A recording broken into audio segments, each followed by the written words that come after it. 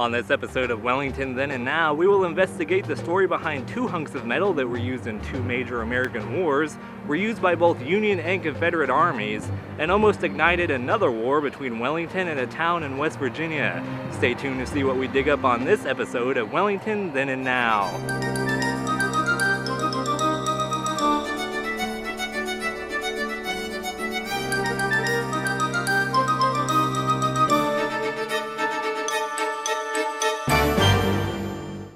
If you've driven past Heritage Park on the corner of Washington and 7th Street, you may have noticed two rather large cannons aimed towards Main Street, as if defending the park and Memorial Auditorium from some invisible enemy. But where did they come from, and how did two cannons older than the entire state of Kansas end up in Wellington? Jim Bales, who is the president of the Chisholm Trail Museum, says the cannons were first used in the 1840s during a war with our neighbors to the south. So the cannons were first used by General Winfield Scott. And his mark in history was that he was the oldest serving general in American history. They called him Old Fuss and Feathers, and he looked like Old Fuss and Feathers. I could see where they got that comment. Anyway, the cannons were first used in the Mexican-American War, 46 through 48. As a side note, Scott would also later become the unsuccessful presidential candidate for the Whig Party in 1852. He lost to Democrat Franklin Pierce. Okay, back to the cannons. After the Mexican-American War came to an end in 1848, the cannons were then stored in a federal arsenal somewhere in the South. Just prior to the outbreak of the Civil War in 1861, the arsenal was broken into by Confederate sympathizers, and the cannons were stolen from the arsenal, from the federal arsenal, along with some small arms and ammunition and things like that. The next they appear is in the very first official skirmish of the Civil War in Philippi, West Virginia. Philippi, West Virginia was just a camp of, say, 800 Confederate soldiers.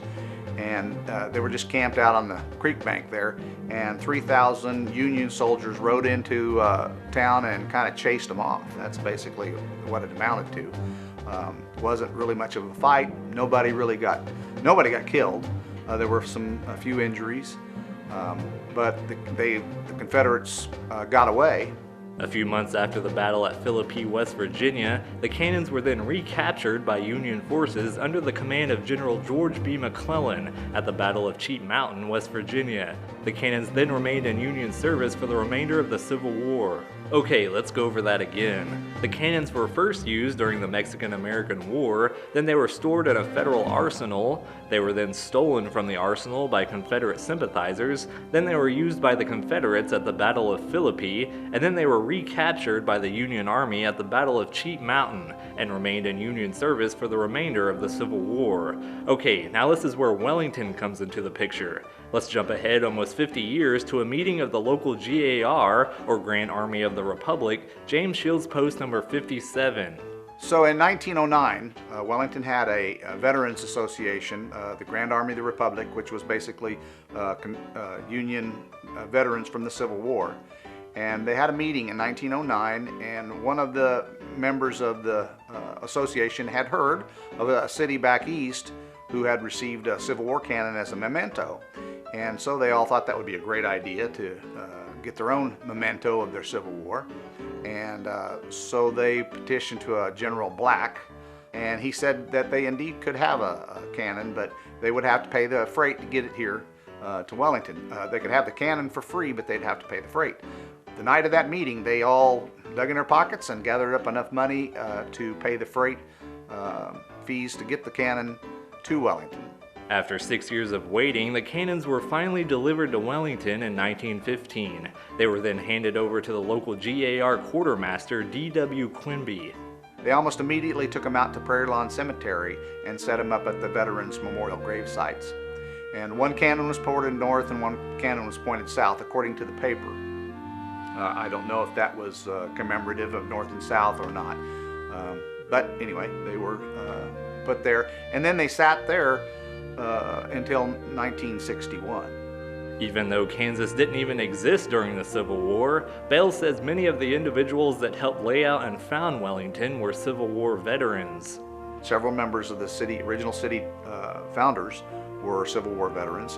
H.K. Myers, Captain Myers, was a Civil War captain, and he was the surveyor that laid out the street. Myers Addition is named after him. And there were lots of them. They were in all the secret societies and organizations. They kind of organized Wellington. But as they died off, they were buried in our cemetery, and they were very partial about their comrades being buried together, and as much as possible, and they created that Veterans Memorial Park there. The cannons remained in the Veterans Memorial of the Prairie Lawn Cemetery until 1961. That's the year that things got a little interesting.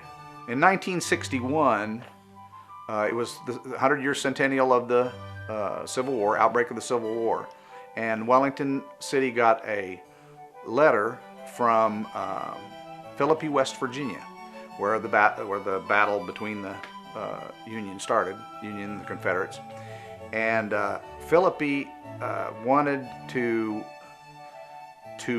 take possession of those cannons and use them because the cannons were supposedly used in their skirmish. They wanted the cannons there so that they could do their little celebration and memorial.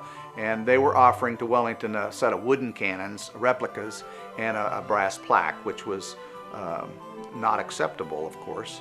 And it got to be quite a little fervor over those cannons. Wellington would not give up the cannons without a fight. After all, the legal possession of the cannons was donated by the War Department to the local GAR way back in 1915, and after the GAR was dissolved in 1933, possession was then transferred to the local Women's Relief Corps. However, the folks in West Virginia weren't too happy with Wellington's response. There was a editor from a little publication called the West Virginia Hillbilly Times. I can't remember his name right off the top, but anyway, he wrote a publication and said that Wellington, Kansas had purloined their cannons, and that they was going to send some good old boys over to Kansas to steal their cannons back. Well, there must have been some substance to it, because we got a letter from, or the city got a letter from the Kansas Civil War Centennial Commissioner up in Topeka, and he said that he had been in contact with with the West Virginia Centennial person who was wanting those cannons, and he recommended to the city that they do something to secure the cannons and make sure they weren't stolen. Wellington did not take these statements lightly, so almost immediately, Wellington Mayor Elmer Holt and the City Commission decided to move the cannons from the cemetery to the front of City Hall. This way they could keep a closer eye on them. This was of course the old City Hall that used to be on the northwest corner of 7th and Washington, the current location of Heritage Park. The legal ownership of the cannons was also transferred from the local Women's Relief Corps to the city of Wellington. So the cannons sat in front of the City Hall from 61 to the early 70s. And when the old City Hall was finally abandoned and torn down, the cannons were moved to in front of the new City Hall, which was down at where it sits today, down at the end of Main Street on Washington.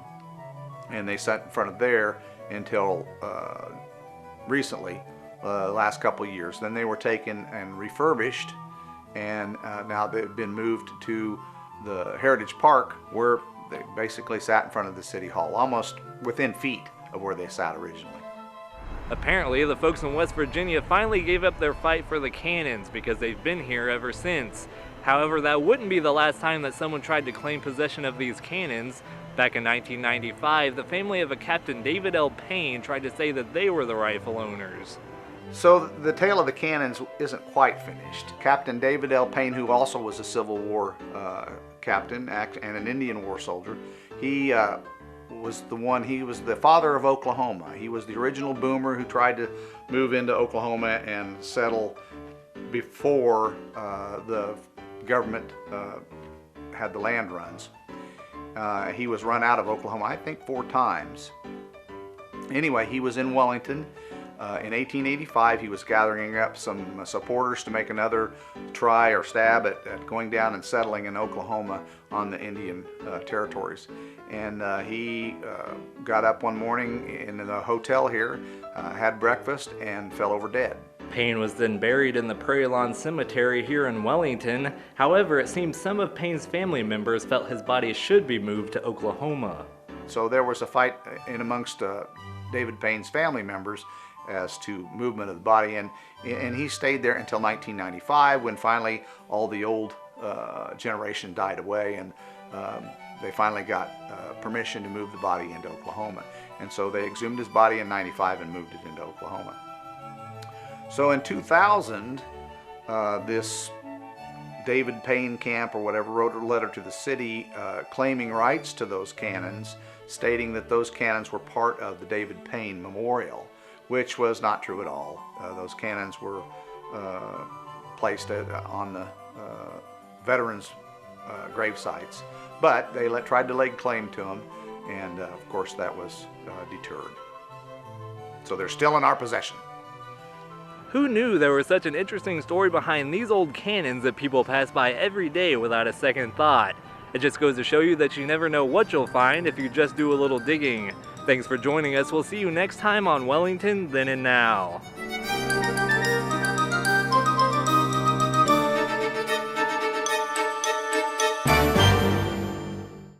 If you would like to share any interesting facts about Wellington's past, you can contact us at 620-326-8989, or you can send an email to cjohnston@sutv.com.